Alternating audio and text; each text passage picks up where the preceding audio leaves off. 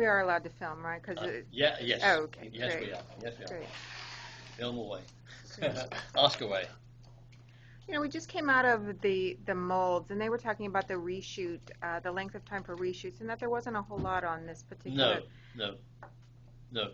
It's interesting, isn't it? Obviously, I don't want to launch this by talking in terms of compromise, because it's a bad word.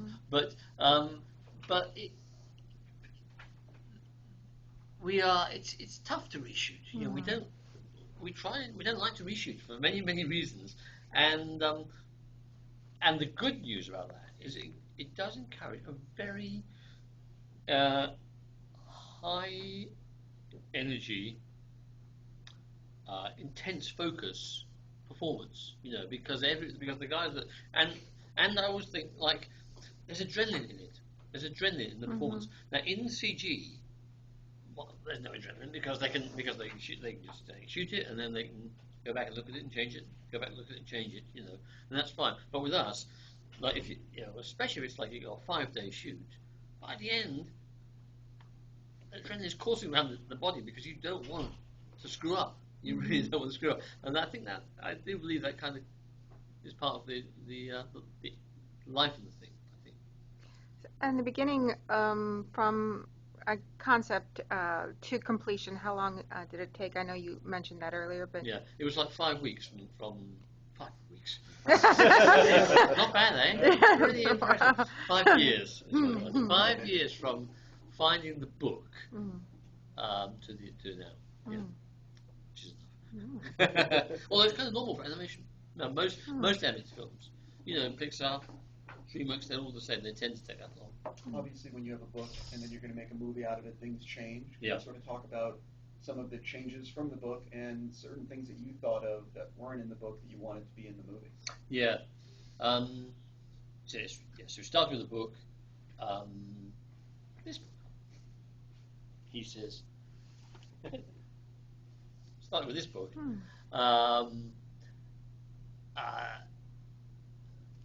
which struck me as the funniest thing. Really, the funniest thing I'd read almost forever. But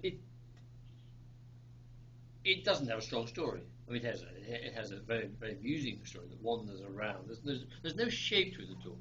It's all about comedy, and I was sure that you need a compelling shape for a movie. I think doesn't have to be doesn't have to be conventional, doesn't have to be not formulaic. Please God, not, but compelling.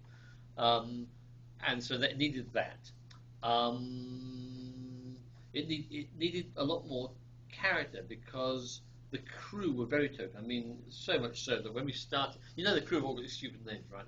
They're not stupid, but they don't have conventional names. And it was very obvious in the early days that Gideon, the writer, didn't distinguish one member of the crew from the other at all. It won't be called. There'd be the pirate with green, the pirate with long legs, the pirate with a hat, and they were just you could interchange their lines completely. And it was the same in the early days of the screenplay that you'd write a line and you could just change the character's name because they weren't characters. And so that the characters definitely came out over the course of the writing. Movies, in my experience, it's surprising how little story you need as well. Our first draft would have run for like 3 hours, so we had to cut out quite a lot as we went along. The dodo was an idea that came up. I don't honestly remember how it came up, but during the course of the writing, the dodo as the story driver. That dodo idea isn't in this book, but she evolved. Was there anything that you specifically came up with that wasn't in the book that you wanted to put in a pirate movie? Gosh, if so, I can't remember. Well,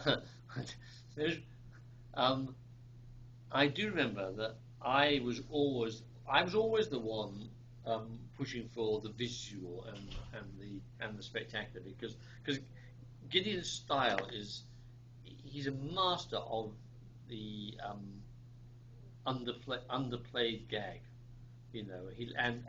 A master of the undercut moment, which is very, very funny in a book, but maybe not enough in the movie. So, for example, you saw earlier on, attacking some ships. There's like a sea battle. Gid wouldn't write that stuff in.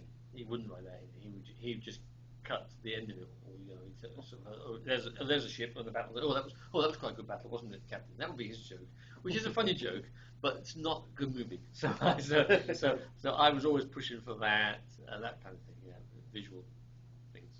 You can maybe get away with that joke once. Yes, once it's very funny, but yeah. But after that, a bit annoying, I think. Where did you stumble on the book at?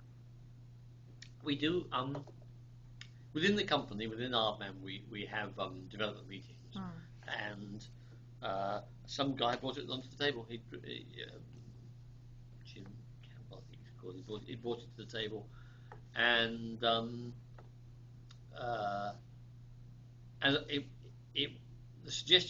question was, can we make it into a kids TV series? Was the suggestion, and so we have several departments at Aardman, and one is broadcast and features is separate. And the broadcast people have passed on it, saying we couldn't do it. So it was just lying on the table in the meeting. And I thought, let's have a look. I started to read it, and it just made me laugh. It just made me laugh a lot. And as I say, right at the start, I completely take my hat off to Sony for supporting me in it, because it's not kind of obvious, it's a bit out there, as Amy Pascal said. It's a bit out there, she said, and she's right. I was very happy that they wanted that. We just want to talk about the relationship with Sony. Is it? Do you have to pitch them on what you guys want to do in terms of them financing stuff? Is it sort of like how? Yeah, it's like that. We have an agreement, an arrangement, a development arrangement, so that they give us some, they finance us to find things like this, and they finance thinking time, which you need a lot of, planning time between projects, and then there's some kind of system whereby we pitch them projects in like just a verbal form, and then if they're interested, then we push ahead and we show a treatment, then we push ahead and show them a screenplay. It's that kind of thing. But we come up with all the ideas. It's the deal is the absolute understanding is that we have to believe in it first. That's of course, nothing else counts beyond that. So and they've been very, very receptive. What was your biggest challenge in animation this time around, and in the narrative structure?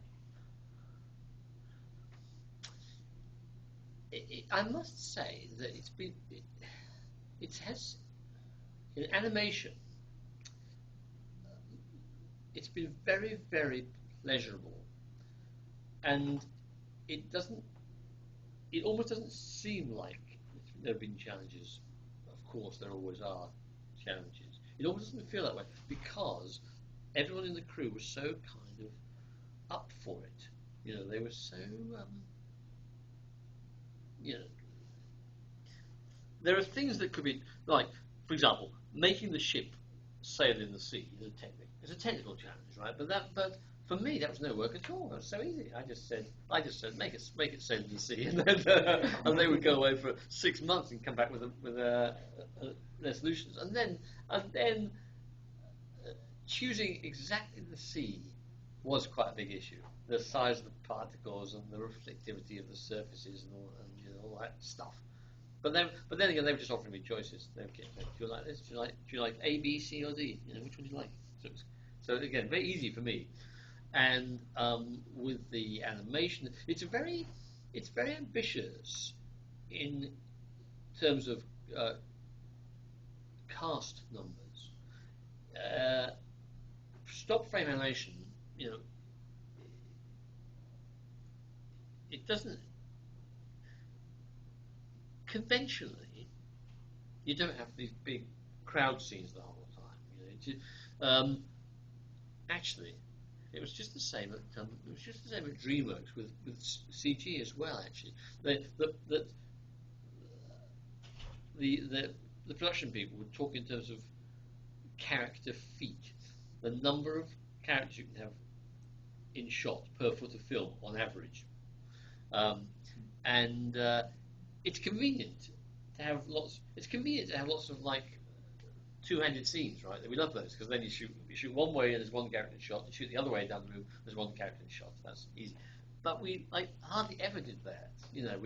We'd always have there was always a crew in the background cluttering up the place and then needing to be animated.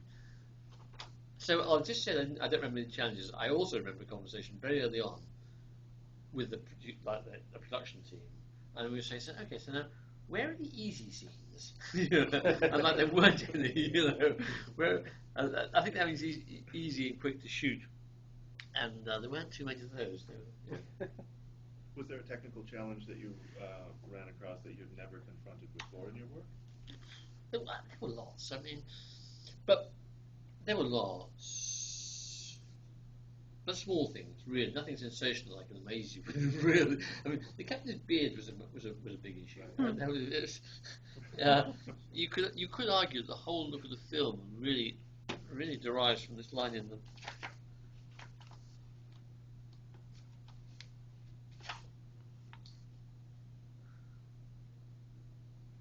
You know that he was all teeth and curls, with a pleasant open face. His coat was a better cut than everybody else's, and his beard was fantastic and glossy. And that sentence there kind of led to the whole design of the film, really, because he had to have this luxuriant beard, and that was a technical challenge, and that led on to the mouth, printed out mouth thing. The fact that it's shot digitally was very liberating, really liberating. And we have in various stages of the film there are CG background characters, which is a thing I'd never done before. That was interesting. We'd never done that. It was a bit scary, but it was mostly scary for the animators, not for me, because they were all afraid that they were going to be replaced. It was interesting. I'm very happy with it. Really happy with it. Like that scene, that scene I showed you in the Royal Society. The camera looks down. The captain on stage is a puppet. The first two rows of scientists are puppets, and then everyone else in the room is CG. It looks great to me, so I'm very happy. Did you find it was difficult to integrate the CG with the? No, in fact, my only regret is as the production went on, it got easier and easier. And there's one scene which I didn't show you, where after that scene, after the Royal Society, they go to a kind of after-show party, and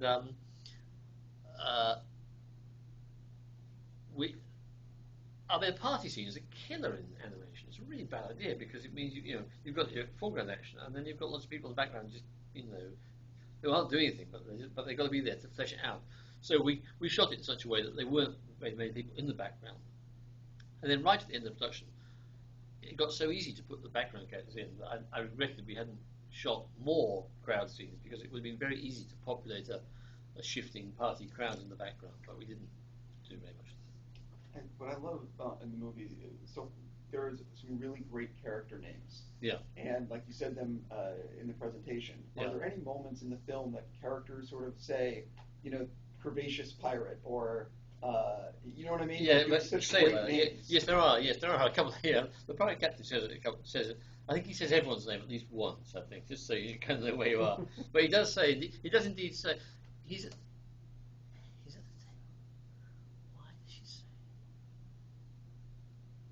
He said he declares. He sits at the table about this size, and he declares, "I'm going to enter the Pirate of the Year." No, he says that the Pirate of the Year Awards is coming up, and the Curvaceous Pirate says, "Are you going to enter again?"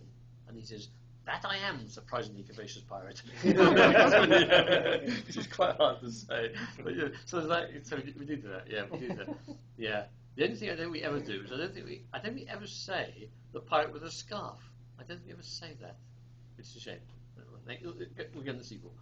Did her name change? I almost feel like way back at Comic-Con she was called something else. No, she's always been that. Always been surprisingly curvaceous. Yeah, always been that. Yeah. Yeah. There's there's a great debate. No, that's too strong a word. But we did test screenings, and a number of people said, "Oh, I thought she was going to get off with Darwin. She was going to pair off with Darwin." And they kind of, and some viewers were wanting that, but no. I thought it was more fun if nobody ever notices. They just they never see it. It makes me laugh. How many projects does Aardman have going on simultaneously? Um, it varies, of course. I mean, right now, um, I mean, as of when this is finished, there won't be another movie for a while. Nick Park is working on a movie for Sony, but not ready to start shooting yet.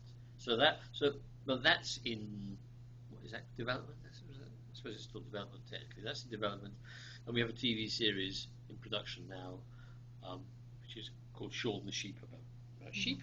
So in fact, as soon as my pirate movie was finished, it was really kind of upsetting because all the pirate the ship's cabin and the ship's decks and the swept out.